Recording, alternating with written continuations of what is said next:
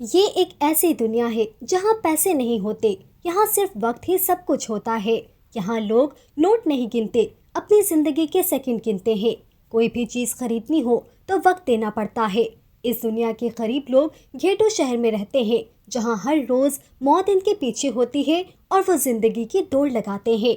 यहाँ किसी के पास एक दिन से ज्यादा वक्त होना बहुत बड़ी बात समझी जाती है। इसी शहर में रहता था विल सेलास, 28 साल का सीधा साधा आदमी। लेकिन उसकी आंखों में हमेशा एक घबराहट थी, क्योंकि उसकी जिंदगी एक टिकिंग बम जैसी थी। उसकी घड़ी में सिर्फ 23 घंटे बचे थे।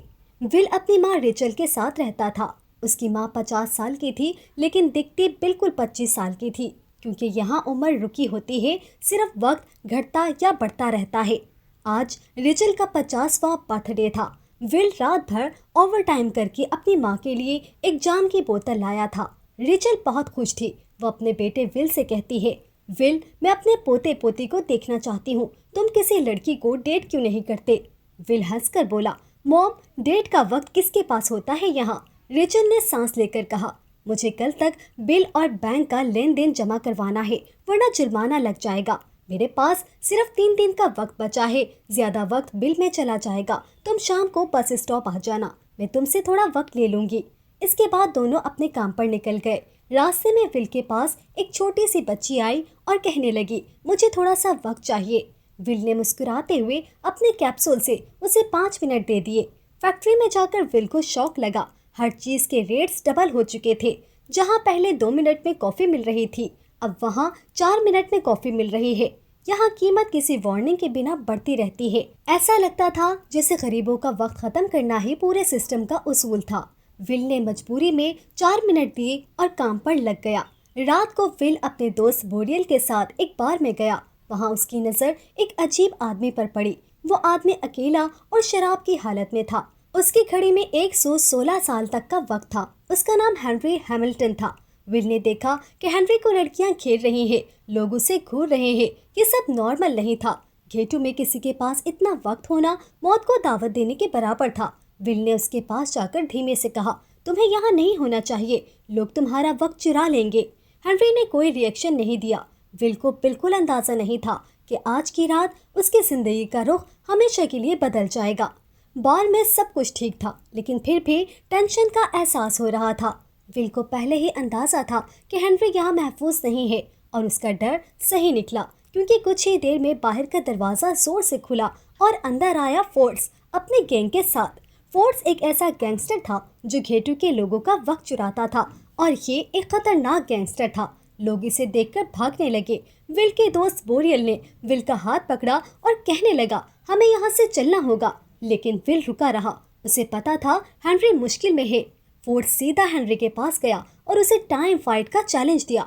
टाइम फाइट एक ऐसा गेम है जिसमें दो लोग एक दूसरे की कलाइयां पकड़ते हैं, और जिसकी भी कलाई ऊपर होती है सारा वक्त उसके टाइमर में आ जाता है, और जिसकी भी घड़ी से वक्त खत्म हो जाए वो न सिर्फ गेम में हार जाता है, बल्कि वो अपनी जिंदगी से भी हाथ धो लेता है। हेनरी शराबी था, जिसने हद से ज्यादा शराब पी रखी थी। हेनरी ने फोर्ड्स से कहा, मुझे थोड़ा वक्त चाहिए। फोर्ड्स हंस पड़ा और कहने लगा, चलो ठीक है, कुछ मिनट ले लो, लेकिन भागने की कोशिश मत करना। हेनरी बाथरूम गया, जिसके पीछे फोर्ड्स ने अपना आदमी भेजा ताकि हेनरी भाग ना सके। हेनरी बाथरूम में जाकर उल्टियां कर रहा था, और इसी वक्त विल पीछे से आकर फोर्ड्स के आदमी को मार देता है और हेनरी को कहता है, चलो मेरे साथ। ये दोनों उस पार से भाग जाते हैं। अब ये दोनों एक छोटी सी टूटी हुई बिल्डिंग में आ जाते हैं। हेनरी थका हुआ था, लेकिन जिंदा था। विल को इस पर गुस्सा आता है और उसे कहता है, तुम अपना वक्त ऐसे क्यों जाया कर रहे हो? लोग तुम्हें मारकर तुम्हारा वक्त तुमसे छीन लेंगे। हेनरी चुप रहा, फिर धीरे से बोला, विल, मैं 105 साल जी चुका हूँ, सब देखा, सब हासिल किया। अब मेरे जिंदा रहने का कोई मतलब नहीं। तुम लोग रोज मरते हो तो हम अमीर जिंदा रहते हैं। ये सिस्टम बना ही इसीलिए है। विल ने हैरानी से पूछा, कैसा सिस्टम? हेनरी ने उसकी आंखों में देखकर कहा, घेटू में महंगाई क्यों बढ़ती है? ताकि तुम लोगों के पास वक्त खत्म हो जाए और हम लोग जिंदगी जीते रहे, गरीब मरते रहे और अमीर जीते रहे। हमारी जिंदगी तुम्हारे वक्त से बनती है। विल सुनकर खामोश हो गया। पहली बार उसे ये सिस्टम समझ आया, और इस सिस्टम पर गुस्सा भी आया। रात देर हो चुकी थी, वो दोनों सो गए। सुबह विल उठा तो हेनरी वहाँ नहीं था। विल की घड़ी में 116 साल थे। विल बहुत हैरान था। इतने में उसकी नजर एक विंडो पर पड़ती है। उस पर एक नोट चिपका था। नोट पर लिखा था, मेरा वक्त जाया मत करना। विल ने भागकर हेनरी को ढूंढा। वो एक ब्रिज के किनारे बैठा था। विल चिल्लाते हुए उसके पास दौड़ा, लेकिन तब तक देर हो चुकी थी। हेनरी के हाथ की घड़ी 0 पर आ चुकी थी और वह सीधा पानी में गिर जाता है। विल की आंखों में आंसू आ गए। ये पहला इंसान था जिसे विल ने जाना भी नहीं था और उसे पहले ही खो दिया। गेटों में लोग विल के हाथ की घड़ी देखकर हैरान हो गए। उसके पास इतना सारा वक्त अचानक से कहां से आ गया? ये तो सिर्फ ग्रीनविच के अमीरों के पास होता है।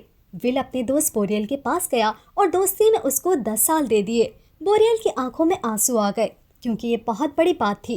अब विल ये कहकर निकल जाता है कि मैं यहाँ रुककर मर नहीं सकता। मुझे ग्रीनविच जाना होगा, अपनी माँ के लिए और हेनरी के इंसाफ के लिए। विल ने फिर बस स्टॉप का रुख किया, जहाँ उसकी माँ ने आने का वादा किया था, लेकिन जिंदगी उसे एक और दर्दनाक ट्विस्ट देने वाली थी।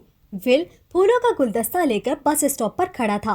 आज उसकी माँ की बर्थडे थी और आज ही विल ने उन्हें ग्रीनविच ले जाने का प्लान बनाया था। लेकिन वक्त हमेशा घेटू वालों का दुश्मन था।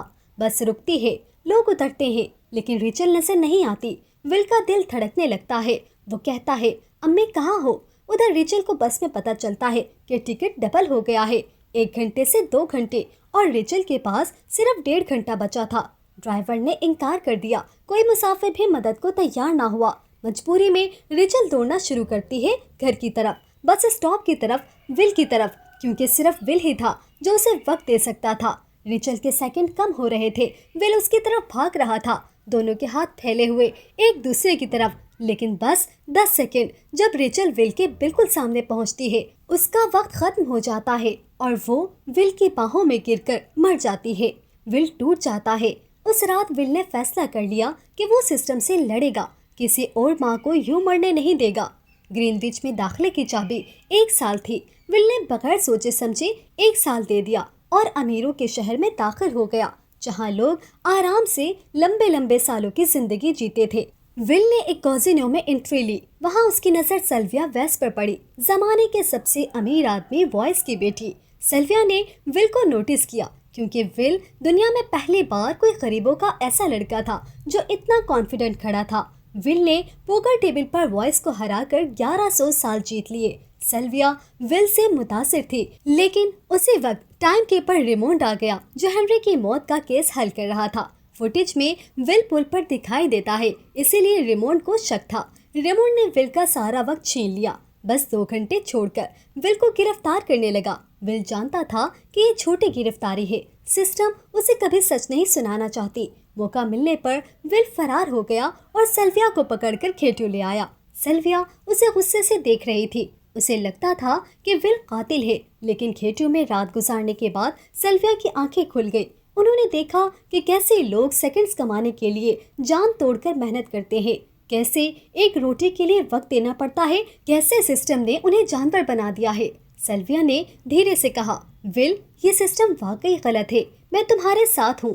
दोनों ने मिलकर अमीरों के टाइम बैंक्स लूटने शुरू किए। एक एक वॉलेट खुला और वक्त के कैप्सूल ट्रक भरकर घेटू के लोगों में बांटे जाने लगे।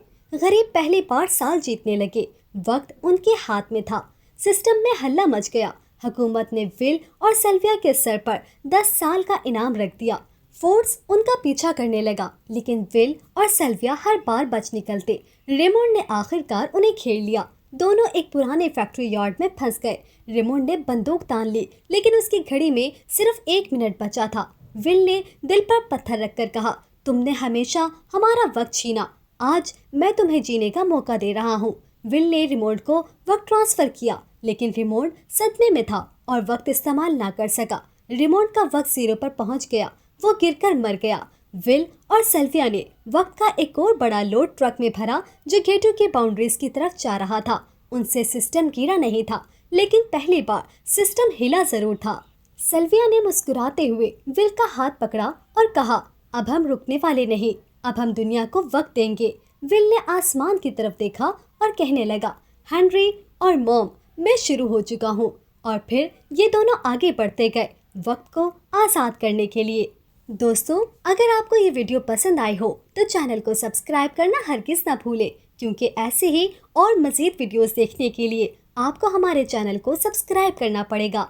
मिलते हैं नेक्स्ट वीडियो में, तब तक के लिए अल्लाह हाफिज।